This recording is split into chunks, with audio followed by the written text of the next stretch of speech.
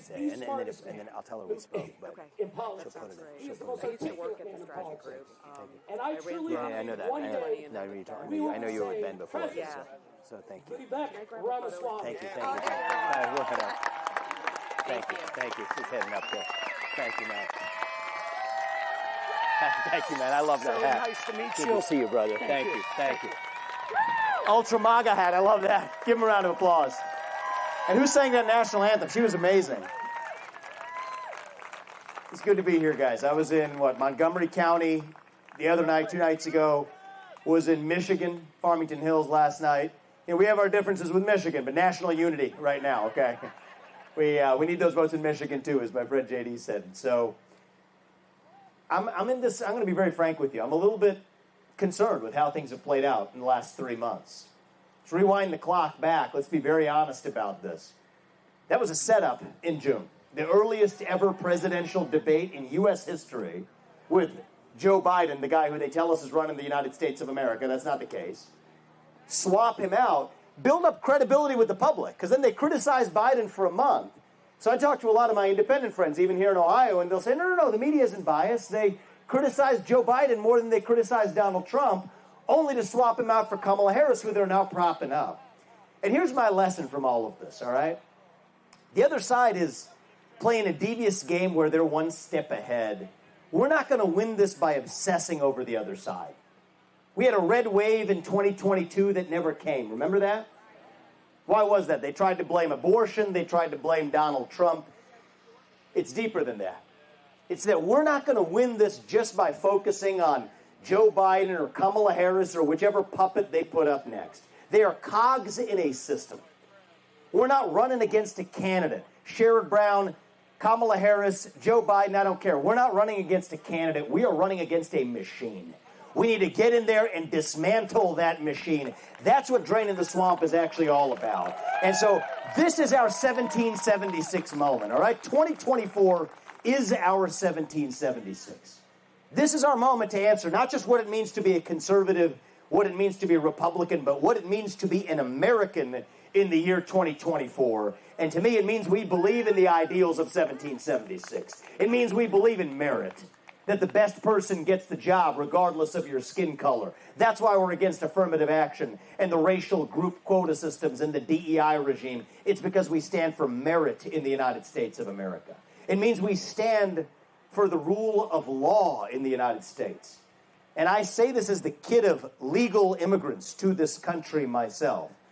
That means your first act of entering this country cannot break the law. And that is why if we've had the largest influx of illegal immigrants into this country, we will have the largest mass deportation in American history. That is not racist. That is not xenophobic. That is what it means to stand for the rule of law in the United States of America. It means the people we elect to run the government ought to be the ones who actually run the government, not the shadow government in the deep state that's pulling the strings today. So don't forget about the second mass deportation that we need. It's not just millions of illegals out of this country. It's a mass deportation of millions of unelected federal bureaucrats out of Washington, D.C. That is how you save this country. You see, these aren't black ideas or white ideas. They're not even really Democrat ideas or Republican ideas. Not really, they shouldn't be. They're American ideals that we fought a revolution to secure. And the question for us is, do we believe those ideals still exist? I do. And we have a chance in 50 days to revive them. If you want to seal that southern border, vote Trump. If you want to restore law and order in this country, vote Trump.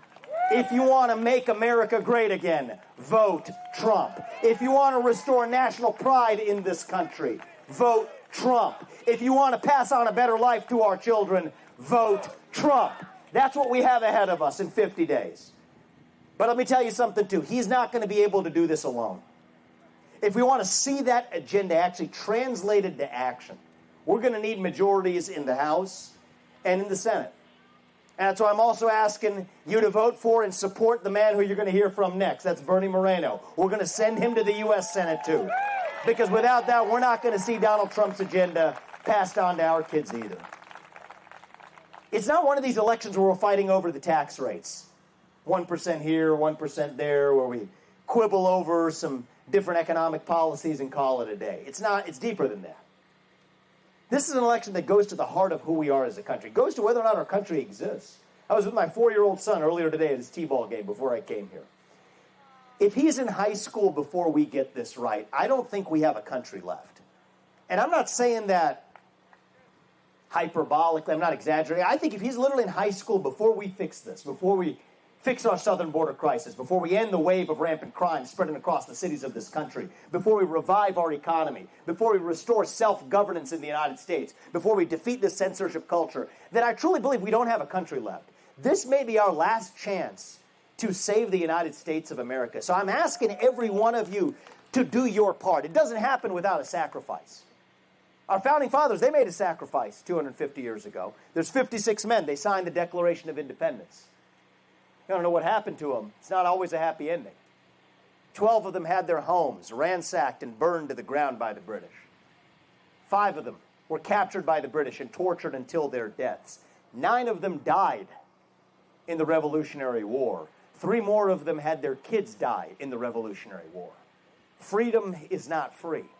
They didn't make these sacrifices for themselves. They made it for us. So we could be here 250 years later enjoying the blessings of liberty and freedom in the greatest nation known to the history of mankind. So I refuse to be the generation that squanders it. We will pass that on to our kids and our grandkids, so they're saying it 250 years from now too. But that requires every one of you to make a sacrifice.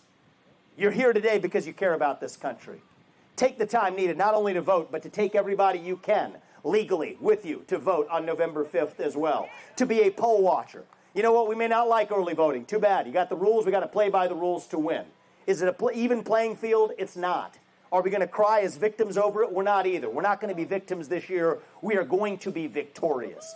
We're not going to complain. Hardship is a reality of life. Life is not fair, but hardship is not the same thing as victimhood. We are victors. That is who we are as Americans. Do we want to win by 50.1 this year? No, we don't, because that's not going to be good enough. But a landslide minus some shenanigans is still going to be a victory. That's the only choice we have left. That's not up to you and me. That's what the future of this country is counting on. So I'm asking every one of you to make that sacrifice that our founding fathers did so our children and our grandchildren will not have to. And if we do, then I really mean this. We don't have to be this nation in decline anymore. Donald Trump said it on the debate stage because it was true. You heard him say it. I was there with him in Philadelphia. He said, we are a nation in decline, and it's the hard truth. Ronald Reagan wouldn't be here today telling you that it's morning in America, because it's not. That would be a lie. But it can be. We don't have to be this nation in decline. We don't have to be at the end of the ancient Roman Empire as we're taught to believe. I truly believe this, not in some fake politician way, but in a true way. I believe we can still be a nation in our ascent. A nation whose best days are actually still ahead of us.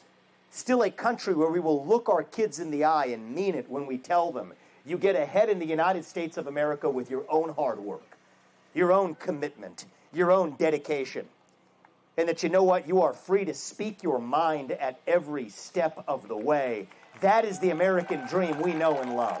That is what we are running to, and that is what we will revive to save this great nation. Thank you all. May God bless you and your families, and may God bless our United States of America. Do not stop fighting until we get this job done. This country is worth saving, and save it we will. An important person in doing that is going to be none other than our next senator from this great state of Ohio, my good friend, your next senator, Bernie Moreno. Let's get the job done with this man. Thank you. Good seeing you. Vivek, let's give it up for Vivek. Get the job done. Nice. Good seeing you, man. Thank you. Well, thank you, Madison County. Thank you for coming out. Thank you for being here. Look, this election is actually very